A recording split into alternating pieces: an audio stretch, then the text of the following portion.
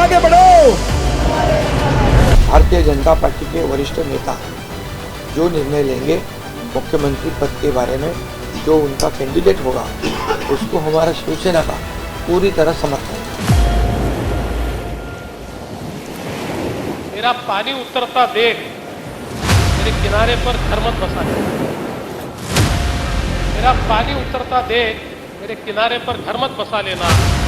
मैं समंदर हूं, लौट कर वापिस आऊंगा।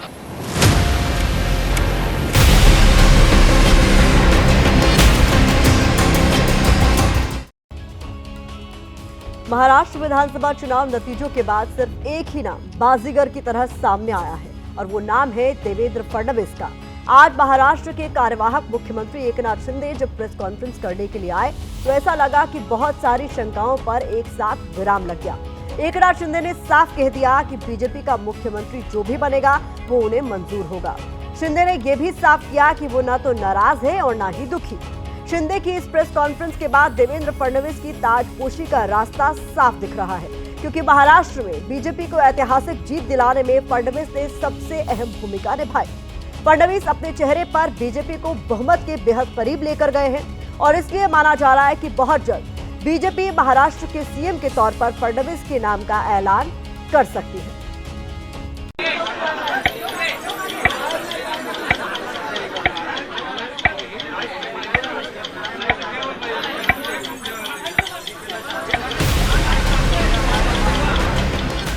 आज पूरे देश भर के टीवी चैनलों की नजर इस खाली सोफे पर टिकी हुई थी।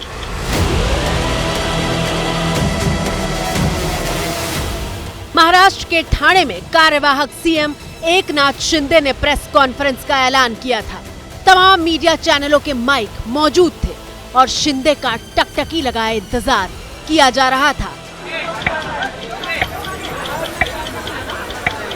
क्योंकि हर तरफ बस एक ही चर्चा थी कि एकनाथ शिंदे कोई बड़ा ऐलान कर सकते हैं।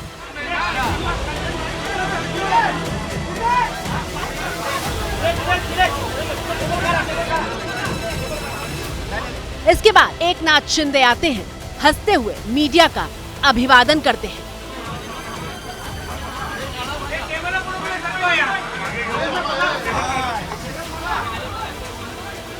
करीब 19 मिनट तक बोलने के बाद मीडिया के कहने पर एकनाथ शिंदे ने हिंदी में बोलना शुरू किया। वो जानते हैं कि महाराष्ट्र की राजनीति पर पूरे हिंदुस्तान की नज़र होती है। सबसे पहले शिंदे ने ये साफ किया कि कहीं कोई नाराजगी नहीं है। आप लोगों ने देखा है कि 2-4 रोज से ऐसी चर्चाएं हैं, कोई नाराज है, कोई बैठा है घर में। हम नाराज बिराज होने वाले लोग नहीं हैं। हम लोग लड़ने वाले लोग हैं, लड़कर काम करने वाले लोग हैं, लोगों के जीवन में बदलाव लाने वाले लोग हैं। लेकिन अभी असली बात पर आना बाकी था और एकनाथ शिंदे ने बता दिया कि उन्होंने आखिर क्या बताने के लिए मीडिया को बुलाया है। मैंने अमित भाई जी को भी फोन किया, मोदी जी को भी फोन किया। सरकार बनाने में हमारी तरफ से कोई भी रुकावट, कोई भी अड़चन, कोई भी कुछ भी, किसी भी तरह का अड़ंगा नहीं है। आप बेशक आप निर्णय ले लो, उस निर्णय की तामील हो जाएगी, निर्णय की अमल हो जाएगी। और मैं आज आप सबको कहता हूँ, भारतीय जनता पार्टी के वरिष्ठ नेता जो निर्णय लेंगे मुख्यमंत्री पद के बारे में, जो उनका कैंडिडेट होगा, उसको हमारा शिवसेना का पूरी तरह समर्थन है, पूरी तरह हमारा पाटिंबा उनको है।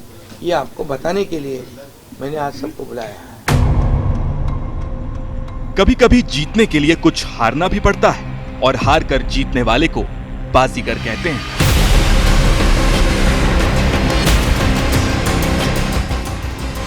और बस यहीं से फडणवीस की ताजपोशी का रास्ता साफ होने की चर्चाएं शुरू हो गई। अजीत पवार पहले ही बीजेपी उम्मीदवार के समर्थन का ऐलान कर चुके थे। हम सब मिलके अपने गवर्नमेंट, राज्य सरकार के हिसाब से, स्टेट के हिसाब से डिसीजन ले लेंगे। एकनाथ शिंदे ने प्रेस कॉन्फ्रेंस करके बीजेपी के सीएम का रास्ता साफ किया तो कांग्रेस ने भी तंज कसने में देर नहीं की। देखो कब डिसाइड करेंगे ना किसको बनाना है, ये एकनाथ शिंदे डिसाइड नहीं करेंगे और आकाओं के मित्र करेंगे, मित्रों नहीं मित्र करेंगे। तो इसलिए स्वाभाविक है कि वो कह रहे थे एकनाथ शिंदे कई बार कि मेरे नेतृत्व में चुनाव हो रहा है, मैं जीतूंगा तो मैं मुख्यमंत्री बनूंगा, ऐसा कई बार कहा है। तो अब तो मुंह की जलेबी जा रही है, तो अपने आप नर्वसपना आ ही गया उनके इसमें।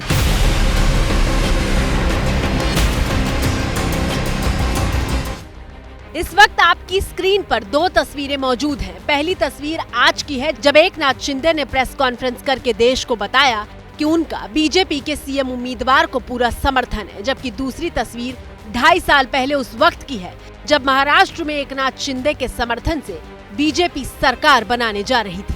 फडणवीस का सीएम बनना तय था, लेकिन फडणवीस ने प्रेस कॉन्फ्रेंस करके शिंदे के सीएम बनने का ऐलान किया था। मैं इस सरकार को पूरे तरीके से सहयोग करूंगा, मैं सरकार के बाहर रहूंगा और इस सरकार को सफल बनाने हेतु जो जो चीज करना आवश्यक है, ऐसी सारी चीजें हम मिलकर करेंगे, मेरा विश्वास है।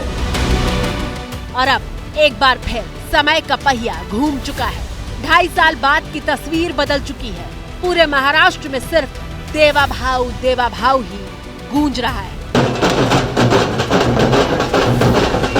मुख्यमंत्री हमारे देवा भाव ही बनने चाहिए, ये महाराष्ट्र की समस्त जनता और हम युवाओं की मांग है। मुख्यमंत्री हो तो देवेंद्र फडणवीस जैसा हो। ताजा खबर यह है कि महायुति के तीनों नेता गुरुवार को दिल्ली पहुंचेंगे। देवेंद्र फडणवीस, एकनाथ शिंदे और अजित पवार दिल्ली में पहुंचकर पीएम मोदी, अमित शाह और जेपी नड्डा से मुलाकात करेंगे।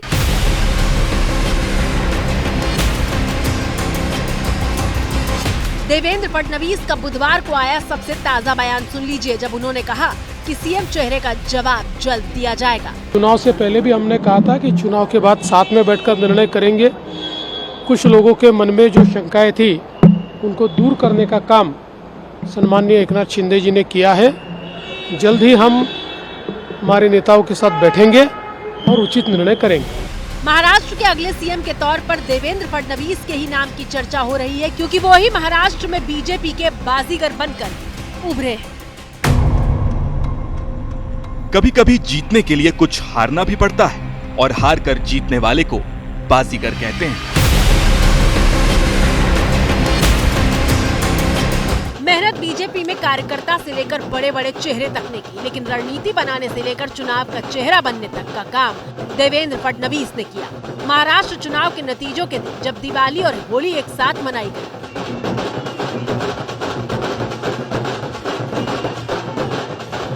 मैंने पहले ही कहा था कि मैं आधुनिक अभिमन्यु हूँ, चक्रव्यूह को भेदना जानता हूँ। हमने चक्रव्यूह को भेदा है। बिल्कुल ठीक कहा देवेंद्र फडणवीस ने। वाकई वो आधुनिक अभिमन्यु हैं, जिन्होंने महाराष्ट्र की राजनीति में विरोधियों के बिछाए गए हर चक्रव्यूह को भेद दिया है। अपने चेहरे पर फडणवीस ने महाराष्ट्र की जमीन पर बीजेपी को ऐतिहासिक जीत दिलाई है। फडणवीस के नेतृत्व में बीजेपी ने लगातार 3 बार 100 सीटें हासिल की है। महाराष्ट्र में अब तक किसी भी नेता को ऐसी उपलब्धि नहीं हासिल हुई थी। चुनाव के कुछ महीनों पहले तक जिस राज्य में बीजेपी को कमजोर बताया जा रहा था, वहां बीजेपी ने ऐसी जीत दर्ज की है कि विरोधियों का सूपड़ा साफ हो गया।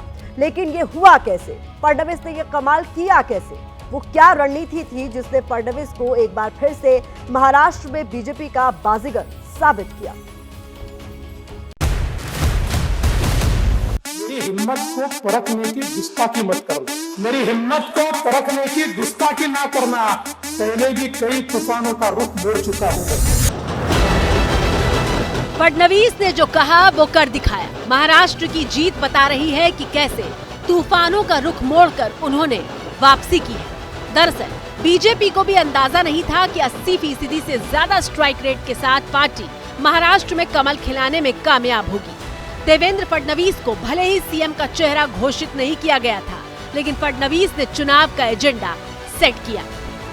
एक प्रकार से सामूहिक रूप से हम लोग जब उतरे, तो ये सामूहिक ताकत एक ऐसी ताकत बनी जिसने दिखा दिया कि महाराष्ट्र ये मोदी जी के ही साथ है।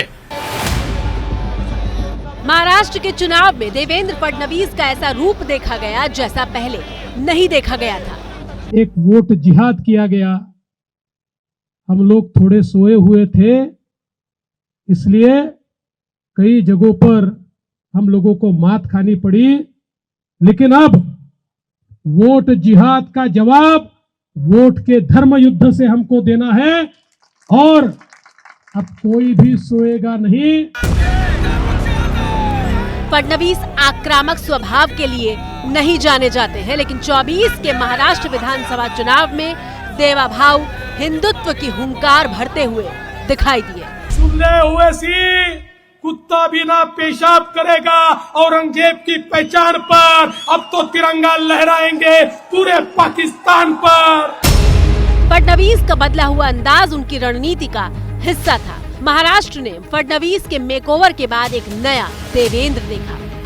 आणि म्हणून योगीजींनी आपल्याला सांगितलं, बटेंगे तो कटेंगे, बटेंगे तो कटेंगे। आणि आपल्या देशाचे प्रधानमंत्री माननीय मोदीजींनी संदेश दिलाय, एक रहेंगे तो सेफ रहेंगे। लेकिन सवाल यह है कि इस मेकओवर की जरूरत आखिर पड़ी क्यों? एक ऐसा मेकओवर जिसने महाराष्ट्र में न सिर्फ बीजेपी की बाजी पलट दी, बल्कि फडणवीस को बाजीगर बना दिया। फडणवीस को मेकओवर की जरूरत क्यों पड़ी, इस सवाल के जवाब के लिए अतीत के पन्नों को पलटते हैं।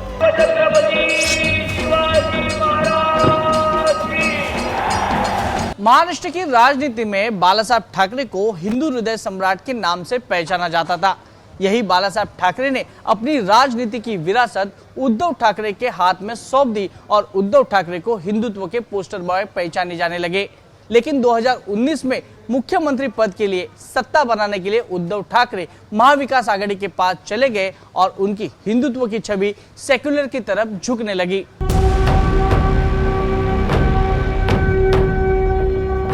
बस यही मौका था जब फडणवीस ने हिंदुत्व की खाली जगह को भरने के लिए नई रणनीति पर काम करना शुरू कर दिया। और फिर देवेंद्र फडणवीस रुके नहीं, वो हिंदुत्व की लाइन पर चलते हुए नजर आए।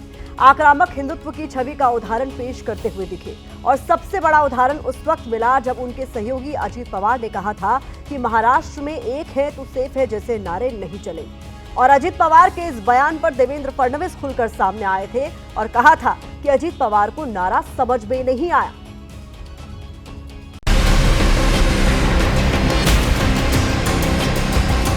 चीफ मिनिस्टर आते हैं और वो बोल देते हैं बटेंगे कटेंगे, तुरंत हमने बताया कि ये कि उत्तर प्रदेश नहीं है, नॉर्थ में ये चलता होगा। हमारे महाराष्ट्र में शिवशाहू फुले अम्बेडकर की विचारधाराओं से महाराष्ट्र चलता है। ये लोग या तो जनता का सेंटिमेंट नहीं समझ पाए या फिर इस बात का वो मतलब नहीं समझ पाए, या बोलते हुए वो शायद कुछ और कहना चाहते हैं और उसका अर्थ अलग गया। इन तीनों में से कोई हो सकता है। बटेंगे तो कटेंगे, इसका अर्थ समाज को एकत्रित रखना है और मुझे लगता है इसमें कोई गलत बात नहीं है। देवेंद्र फडणवीस का ये बयान उनकी हिंदुत्ववादी छवि पर मोहर लगाने का काम कर रहा था और फडणवीस के बदले हुए रूप ने महाराष्ट्र में क्या कमाल दिखाया, ये नतीजों की टैली बता रही थी।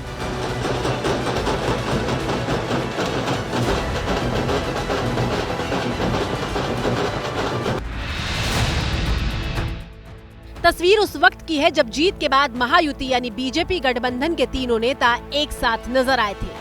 बीच में देवेंद्र फडणवीस और सीएम एकनाथ शिंदे थे, जबकि उनके ठीक बगल में अजीत पवार बैठे थे। जीत पूरे गठबंधन को मिली है, लेकिन फडणवीस की बॉडी लैंग्वेज इशारा कर रही थी कि आगे क्या होने वाला है। 2014 में देवेंद्र फडणवीस पहली बार महाराष्ट्र के सीएम बने थे। 2019 में फडणवीस के नेतृत्व में पार्टी दोबारा जीती, लेकिन उद्धव के पाला बदलने पर फडणवीस सत्ता से दूर हो गए थे। लेकिन देवेंद्र फडणवीस रुके नहीं, उन्होंने आक्रामक विपक्षी नेता का रूप अपनाया, महाराष्ट्र में नए समीकरण बनाए और महाराष्ट्र में एक बार फिर से भाजपा के गठबंधन की नई सरकार बनाई और पार्टी के आदेश पर कुर्बानी देते हुए महाराष्ट्र में डिप्टी सीएम के पद पर विराजमान हुए। सवाल जहर का नहीं था, सवाल जहर का नहीं था, वो तो मैं पी गया। तकलीफ लोगों को तब हुई जब पीकर भी मैं जी गया।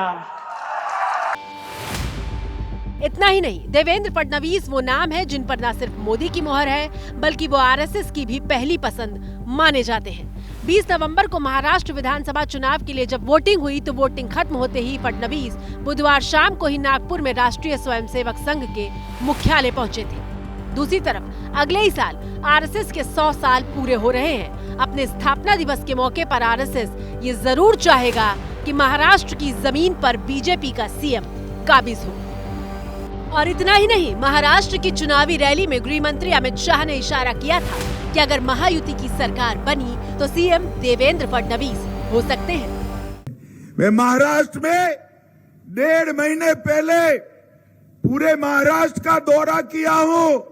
जहां जहां गया वहां एक ही बात है, महायुति की सरकार बनानी है, देवेंद्र भाई को विजयी बनाना है।